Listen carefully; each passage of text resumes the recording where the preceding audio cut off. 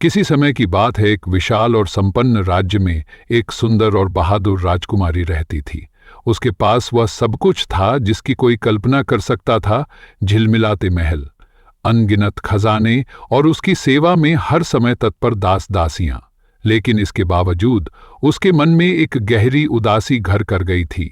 उसके सुंदरता पर एक अजीब गंभीरता छाई रहती जो उसके हृदय की उलझनों को दर्शाती थी। हर दिन उसके मन में एक सवाल उठता, क्या मेरा जीवन केवल ऐश्वर्य और विलासिता तक सीमित है?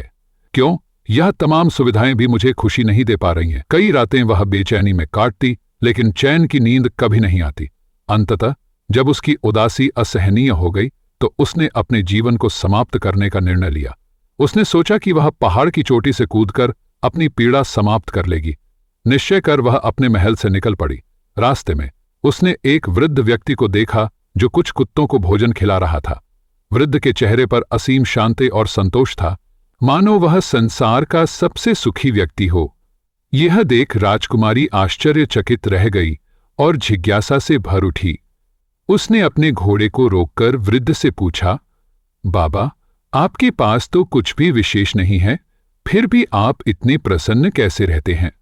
वृद्ध मुस्कुराया और धीरे से बोला, राजकुमारी जी, कुछ समय पहले तक मैं भी जीवन से निराश था। एक दुर्घटना में मैंने अपनी पत्नी और बच्चों को खो दिया था। उस पीड़ा ने मुझे तोड़कर रख दिया और मैंने जीवन समाप्त करने का निश्चय कर लिया।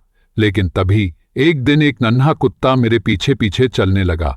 मैंने उसे अनदेखा किया, पर वह मेरी परछाई की तरह मेरा पीछा करता रहा। जब मैं घर पहुंचा और दरवाजा बंद कर लिया, तब भी वह बाहर कांपता रहा।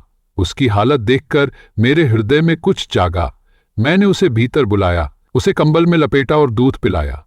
उसे राहत मिली और उसके सुख से मुझे जो आनंद मिला वैसा मैंने पहले कभी अनुभव नहीं किया था। उसी दिन मुझे समझ आया कि यदि मैं अपने दुख के बावजूद किसी और की सहायता कर सकता हूं तो शायद यही जीवन का सच्चा अर्थ है। वृद्ध की बातों ने राजकुमारी के मन में हलचल मचा दी। उसने सोचा, क्या मैंने कभी किसी और के लिए कुछ किया है? मैं हमेशा अपने बारे में ही सोचती रही, लेकिन शायद वास्तविक सुख दूसरों की सेवा में है। उसने वृद्ध से विदा ली और महल लौट आई। उस रात पहली बार उसने अपने महल की खिड़की से बाहर झांका।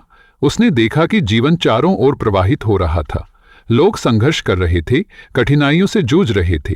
उसे एहसास हुआ कि उसकी उदासी का कारण उसकी निष्क्रियता थी। अगली सुबह राजकुमारी ने निर्धनों की सहायता करने का निर्णय लिया। उसने अपने खजाने का एक बड़ा भाग गरीबों में बांट दिया। भूखों को भोजन और बीमारों को चिकित्सा सहायता उपलब्ध कराई। समय के साथ उसने महल में एक आश्रयगृह भी बनवाया जहां कोई भी व्यक्ति सहायता मांग सकता था। अब राजकुमारी पहले से अधिक प्रसन्न थी। उसका दिल हल्का हो गया और उदासी पूरी तरह मिट गई। उसने जाना कि वास्तविक आनंद अपने लिए नहीं बल्कि दूसरों के लिए जीने में है। असली सुख संपत्ति इकट्ठा करने में नहीं बल्कि जरूरतमंदों की मदद करने में है।